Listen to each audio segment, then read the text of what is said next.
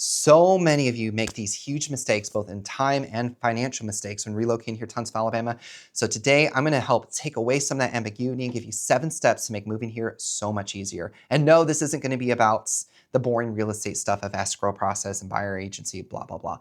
Now we're gonna talk about decision-making frameworks that you can actually use and only you can really make to help answer those questions by the end of this video. Where exactly are you gonna live? How much is your budget gonna be? I'm gonna tell you right now, you're too high. I'll tell you why in a little bit later. And then number 3, whether you should rent or buy. These are huge decisions that I know a lot of you get stuck on, so we're gonna just go through that process and make it as easy as possible. So number 1, what most people get wrong is you start thinking too much about the house or the property. And it's understandable, you know nothing about the area, you don't know what you don't know. And so you're gonna focus in on, okay, I want a house that has this, this, and this, or I want some land, or I wanna be in a good school zone, or I wanna be in a safe neighborhood. So these very ambiguous feelings come up and you haven't locked anything in. And so what ends up happening is you have way too broad of a radius search. That's what happened to my family when we moved here. We had like a 30-mile radius search of Huntsville, Alabama. We didn't know any of these suburbs. So you want to lock in, you want to understand that map. You're watching a video like this and I already know you're on the right path. You want to do that suburb research, that area research first before you move here. So that way you can save time when you come here. When you fly out here, you might only have a weekend or a few days here, and every day is costing you either in rental car, hotels, time off of work, right? Every day here is costly, and so when you can really go from a broad search to a snipe, when you can lock in on an area and you can prioritize those places, it's so much better. It was a little bit harder for us than when we relocated because we needed land. 12 years ago, land was a little bit easier to find here, especially at a more affordable price point. Today, it's getting a lot harder, but my family had alpacas, chickens, ducks. Did we? Yeah, we still had some rabbits that were moving with us. I forgot about my own little pet rabbit. Dogs, cats. We had a little mini farm we were moving from 28 acres in Missouri over here. And so our expectations, what we wanted was really high. Okay, so, but that's still, when you go out into the county, you are looking at such a broad radius. So when you can start to understand the area, the map, you can really hone in, look at the right places. And when that right house comes up on the market, you can choose to fly out here or make that appointment to virtually see it and not waste time trying to be everywhere at once.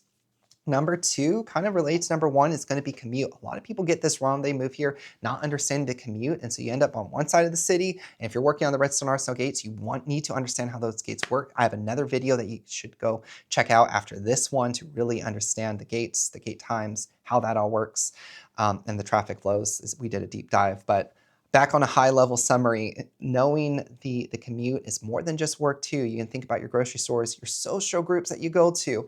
This one is huge. When we moved here, and it's crazy when we think about it, when we moved here, we really went to lock into a church right away.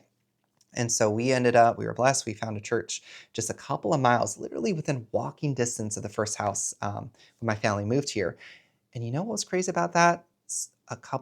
Most of our entire social connection in this area, what really helped us make this area feel like home, which was lacking in Missouri, which was lacking in Alexandria, Virginia. The social connections we made all came from just a couple of people at that one church who introduced us to another group of people where they knew. These super connectors, they're amazing. When you can find them, they can help hook you up with other groups, other interests. It does wonders for getting connected to an area. So whatever those interests are, if it's volunteering, if it's sports groups, if it's a shared activity, or maybe it's kids activities after school, whatever those social values that you have are, how you like to connect with other people, make that effort to go and find those groups and understand where those groups may be. Huntsville's a bigger city, you're gonna have a lot more groups, but understand that Huntsville life is very different than like Athens life or Decatur life. Those other communities have their own ecosystem, social systems there that are very different, where you're not gonna find people from Decatur going to Huntsville all that often to be a part of that social group. It kind of really segments out. So do some of that research up front if finding that tribe is important to you. Or just the grocery store where you don't want to drive 30 minutes to the nearest grocery store, whatever it may be. Understanding that can really help to reduce that pain of feeling like you made the wrong decision when you moved here. All right, moving on to number 3, and this is where we get into rent versus buy. Hey, I know a lot of you are engineers relocating here. You have that analytical mind. Some of you are trying to risk manage. I've got a finance degree. I understand that risk management. And you know what? When you try to solve for every single risk, you end up taking inaction because that tends to be the safest bets. But you just need to make that decision whether to rent or buy. And once you've decided, just live with it and don't keep second guessing it. When you should rent, okay, a lot of you reach out to me. You've got businesses. Um, you're you're leaving where you're leaving now. Maybe it's a high cost of living. You're relocating here. You want to start that business up here. Guess what? If that's your only source of income, lenders are going to want to see 2 years of that income history here before they want to give you a loan for a house. That average smoothing effect of 2 years. So you're going to be 9 times out of 10, you're going to be renting unless you've got a lot of equity, alternative ways. Well, there's different situations, which is why the lenders are the experts at that. But as a general rule of thumb, if you don't have a lot of equity, if you're going to be needing a loan to finance most of that purchase, and you are infrequent, or if you're 1099 business income, you're going to need that reestablish yourself here before you can purchase. Now, if you have a house to sell, and a lot of you have that, and you don't want to take the risk of your house staying on the market, or you need that equity, and talk with lenders the different ways, and you have to decide between, do you want to deal with moving twice, maybe 3 times, where you move all your stuff into storage, rent a place short term, or rent a place for a year and then move again.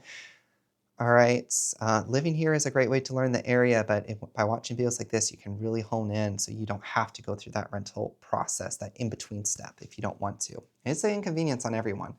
Obviously, as a real estate agent, I don't get paid unless if you're renting here. I get paid when you buy here, but I also have that finance background. It's gonna be whatever's best for you, whatever helps you feel better about moving here. Just don't discount the lifestyle, okay? I drove my wife crazy. We're going back and forth. I was all in the numbers, and I disregarded, or I didn't value the lifestyle benefits of owning high enough.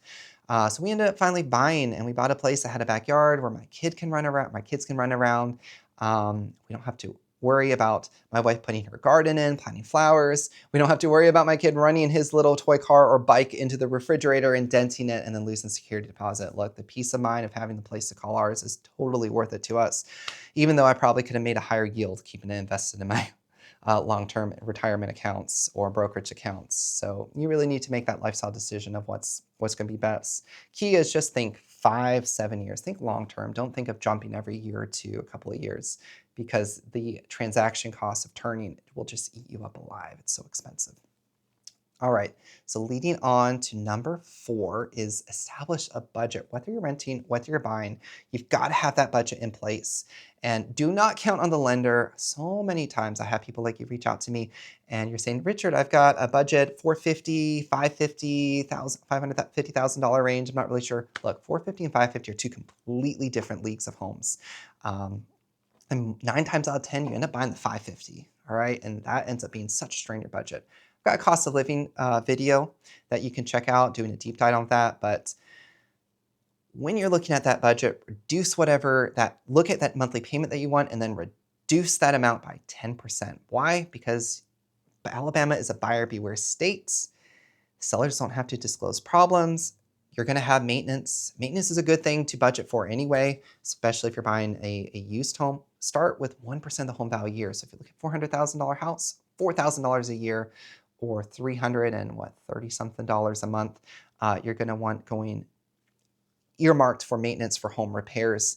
So if you are thinking, I wanna keep $2,000 a month for my housing budget, no, you really want to be about $1,700 or $1,670 a month and leave that gap so you don't have that strain, so that when the HVAC goes out, because our summers are so hot here, you cannot go, it's non-negotiable to not have an HVAC. You're not in a massive bind. And you're going, oh my gosh, maybe I should just sell this house. It's got so many problems with it. You don't want that.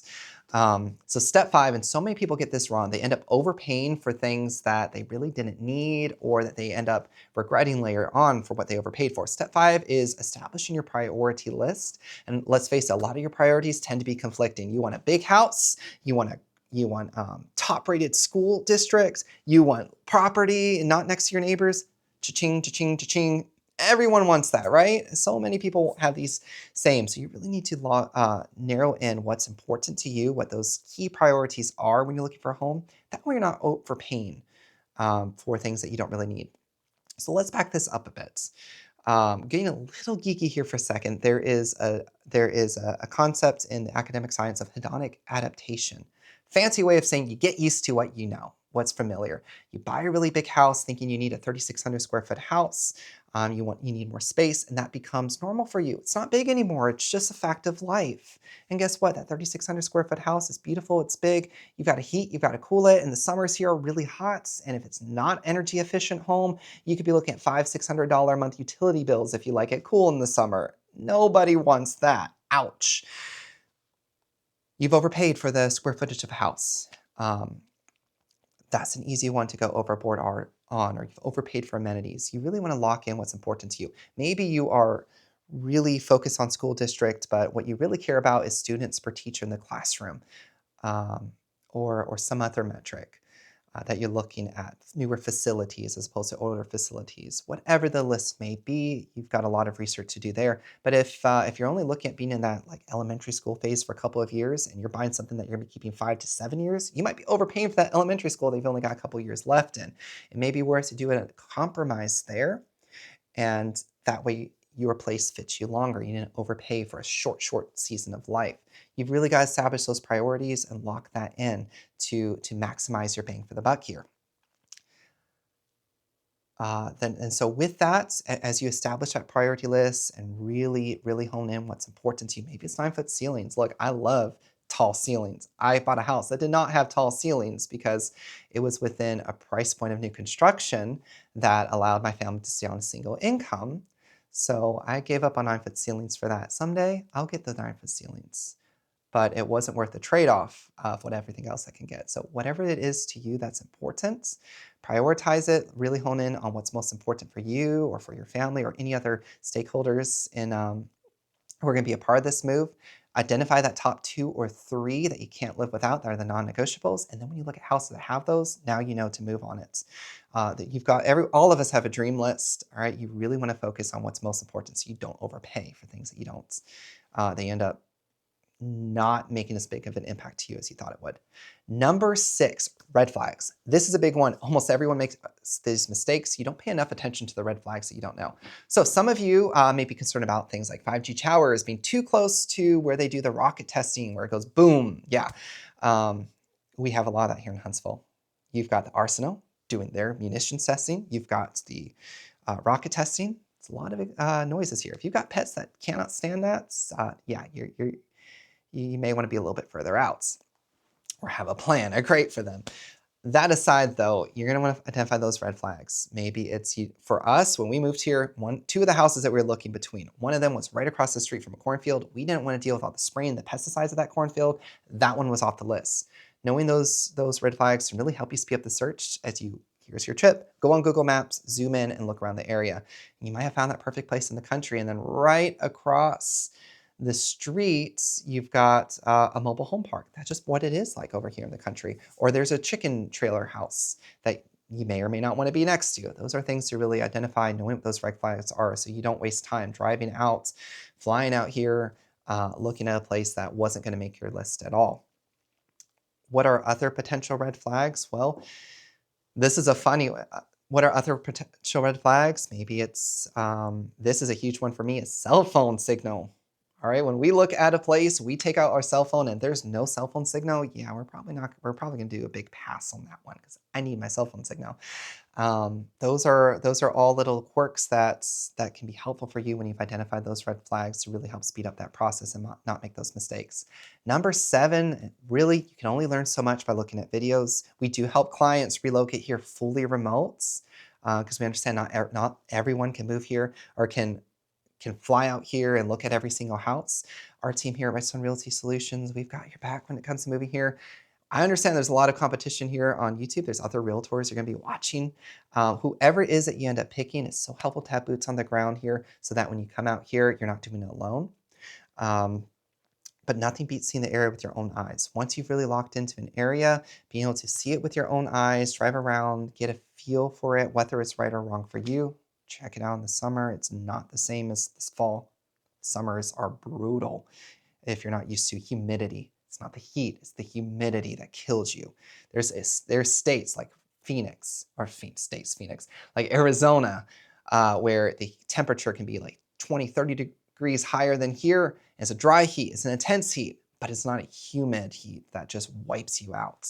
So that's a wrap on today's video. If you want to know exactly what it's like to work, eat, sleep, play, and live in Huntsville, Alabama and the surrounding suburbs, make sure to subscribe to this channel. We have new videos every week. And I've got playlists over here. Definitely go check that out so that you continue that research so you don't make the costly financial and economic mistakes when you're moving here.